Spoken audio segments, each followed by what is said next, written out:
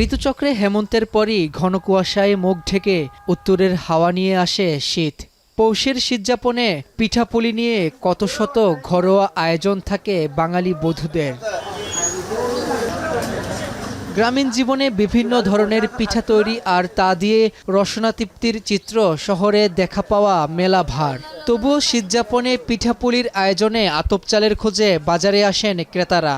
তবে এই আয়োজন এবার শুরুতেই কিছুটা ধাক্কা খেয়েছে, কারণ বাজারে বেড়েছে চালের দাম, যে কারণে পিঠা খাওয়ার বাসনা থেকে যাচ্ছে অনেকের কাছেই অধরা।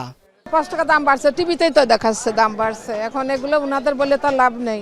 পিঠা তো খাইতেই হবে, হয়তো বা কম বেশ হয় আর কি, সব কিছুই খাওয়া হচ্ছে। এখন তো সাধ্য নাই, কিন্তু সামর্থ্য আছে, বাইরে যারা পারে কিনছে, আর যারা সাধ্য আছে বাসায় হচ্ছে, আবার নিজেদের মতো করে রাস্তায় বাসে সবাই একসাথে ফ্যামিলি সহ গেল, শর্টকাটে খেয়ে নিল। রাজধানীর বেশ কয়েকটি পাইকারি চালের বাজার ঘুরে দেখা যায় আতপ চালের দাম কেজি প্রতি 5 টাকা বেড়ে বিক্রি হচ্ছে 55 টাকায়, যা ভোক্তা পর্যায়ে বিক্রি হচ্ছে 60 টাকা কেজিতে। মিনিকেট, নাজিরশাইল সহ সব ধরনের চালের দাম বেড়েছে কেজিতে 3 থেকে 5 টাকা। চালের দাম বাড়ায় মিল মালিকদের দায়ী করছেন খুচরা ও পাইকারি ব্যবসায়ীরা। আর ওনাদের বক্তব্য হলো যে দান পাচ্ছি না, কৃষকরা ধানের দাম বেশি নিচ্ছে।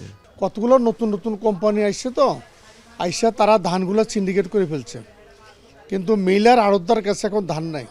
এদিকে কিছুদিন আগেও বাজারে যে সবজির দাম ছিল চড়া, তা এখন ক্রেতার হাতের নাগালে।